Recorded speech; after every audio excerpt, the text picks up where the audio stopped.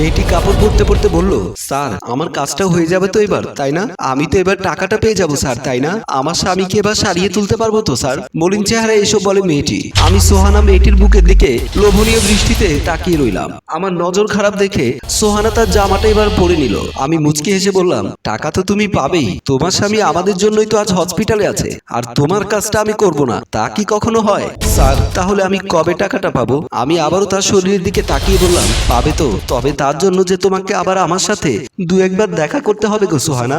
সোহানা এবার আমার চোখের দিকে তাকালো। সোহানার চোখে আমি আমার প্রতি সম্পূর্ণ ঘৃণার ছাপ দেখতে পেলাম। সোহানা এবার কোনো কথা না বলে পাশ থেকে তার ওড়নাটা নিয়ে গায়ে জড়িয়ে চলে যাচ্ছে। আমি সোহানাকে বললাম, দাঁড়াও আমি আগে দেখে আসি বাইরে কেউ আছে কিনা। সোহানা দাঁড়িয়ে গেল আর আমি কেবিনের বাইরে গেলাম। দরজা থেকে দাঁড়িয়ে এক নজরে বাইরে চোখ বুলিয়ে দেখলাম আশেপাশে কেউ নেই। আমি আবার চলে আসি সোহানার কাছে। সোহানা তুমি এবার চলে যেতে পারো। আমি আবারও সোহানার দিকে তাকিয়ে দেখি ও পাজামাটা উল্টো করে পড়েছে, তাই আবারও সোহানাকে দাঁড়াতে বলি। আমি ওর দিকে এসে বললাম, তুমি তোমার পাজামাটা উল্টো করে পড়েছো, ওটা ঠিক করে পরে তারপর বের হও। কিন্তু সোহানা তা ঠিক করলো না, আমার দিকে একবার তাকিয়ে এসে বেরিয়ে গেল। তার চোখে দেখতে পেলাম আমার প্রতি ঘৃণা, তার চোখে দেখতে পেলাম প্রতিশোধের আগুন। আমি ওর দরজার কাছে গেলাম। আমি দরজার বাইরে থেকে উকি দিয়ে দেখছি সোহানা কাউকে কিছু বলে দেয় কিনা, তাকে কেউ কিছু জিজ্ঞেস করছে কিনা, কিন্তু না, ও সোজা চলে গেল। এক সময় সে আমার চোখের আড়াল হয়ে গেল। আমি কেবিনের দিকে চলে আসি, চেয়ারে বসে ভাবছি একটু আগের কথা। আমার স্বামীকে বাঁচান প্লিজ,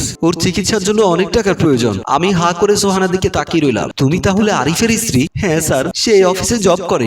সকালে গাড়ি অ্যাক্সিডেন্ট করে অফিসে আসার পথে। প্লিজ স্যার সাহায্য করেন। তুমি চিন্তা করো না, আমি তো আছি। তোমার শরীরের গঠন তো মাশাআল্লাহ, সব টাকা আমি দেব যদি আমার সাথে কিছুক্ষণ সময় কাটাও। কি বলছেন স্যার এসব? লজ্জা করে না একটা মানুষের অসহায়ত্ব সুযোগ নিতে? আরে বাবা বুঝছো না কেন? কেউ জানবে না, আর তোমার স্বামীরও তাড়াতাড়ি চিকিৎসা হবে। সোহানা কিছুক্ষণ চুপ থাকার পর বলল, হ্যাঁ আমি সব কিছু করতে পারি, কিন্তু আমার স্বামীর জন্য টাকা দেবেন তো? আমার স্বামীর চিকিৎসা হবে তো?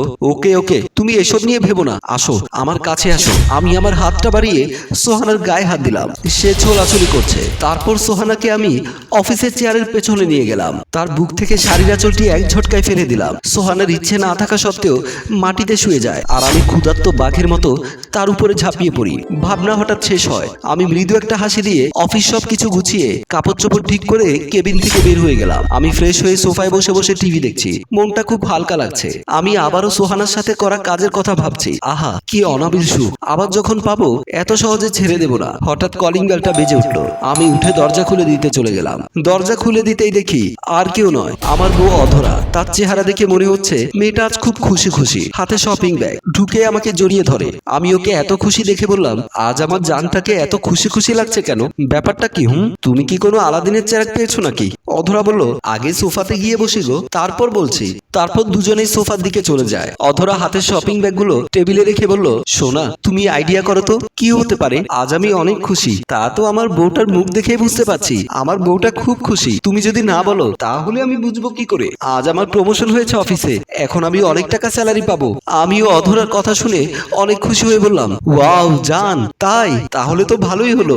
সোনা জানো আমি তো অনেক খুশি হয়েছি। আমার কলিগ রূপাও হিংসে শুরু করে দিয়েছে আমার সাথে, যখন শুনলো আমার প্রমোশন হয়েছে। মোমেন সাহেব তো আমার কেবিনে এসে আমাকে অভিনন্দন জানিয়ে গেল। অধরা সমানে বলেই চলেছে তার কথাগুলো, আর আমি মুচকি হেসে হেসে তার কথাগুলো শুনছি। আচ্ছা আমি উঠি বলেই অধরা দুকদম দিতেই হঠাৎ আমার চোখ পড়লো অধরার পরনের পায়জামার দিকে। অধরার পায়জামার দিকে তাকিয়ে আমার হাসি মাখা মুখ নিমিষেই যেন মলিন হয়ে গেল, কারণ অধরা উল্টো করে পায়জামাটা পরে আছে। তখনই আমার মনে পড়ে গেল সোহানার কথা। সকালে সোহানাকে যখন আমি, তবে কি অধরাও তাহলে? না না, এটা হতে পারে না। অধরা আমার সাথে এত বড় বেইমানি করতে পারে না। আমি ঘামছি, অনবরত ঘেমেই যাচ্ছি। আবারও অধরা ব্যাগ নিয়ে এসে আমাকে ঘামা অবস্থায় দেখে বলল, কি হলো তুমি এভাবে ঘামছো কেন? এত অসুখ বিসুখ বাঁধালে নাকি? বলেই আমার কপালে হাত দিল। আমার জবান যেন বন্ধ হয়ে গেছে, কি বলবো কিছুই বুঝতে পারছি না। আমার স্তব্ধ হয়ে যাওয়া দেখে অধরা আবার বলল, কি হলো তুমি কথা বলছো না কেন? কিছুক্ষণ আগেও তো হাসি খুশি ছিলে, কি এমন হলো যে নিমিষেই মুখটা মলিন হয়ে গেল তোমার? এই বলে আবারও আমার কপালে হাত দিল। আমি অধরার হাতটা এক ঝটকায় সরিয়ে দিয়ে বললাম, কিছু হয়নি আমার, বলেই সেখান থেকে উঠে চলে আসলাম। রুমে এসে আমি এদিক সেদিক পায়চারি করছি। আমার ধারণা কি তাহলে সত্যি অধরা প্রমোশনের জন্য আবার? না না, এসব হতে পারে না।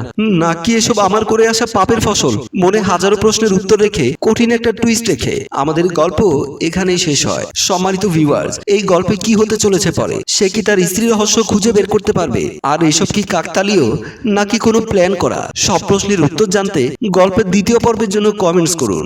গল্পটি ভালো লাগলে লাইক, কমেন্ট এবং শেয়ার করুন। ধন্যবাদ।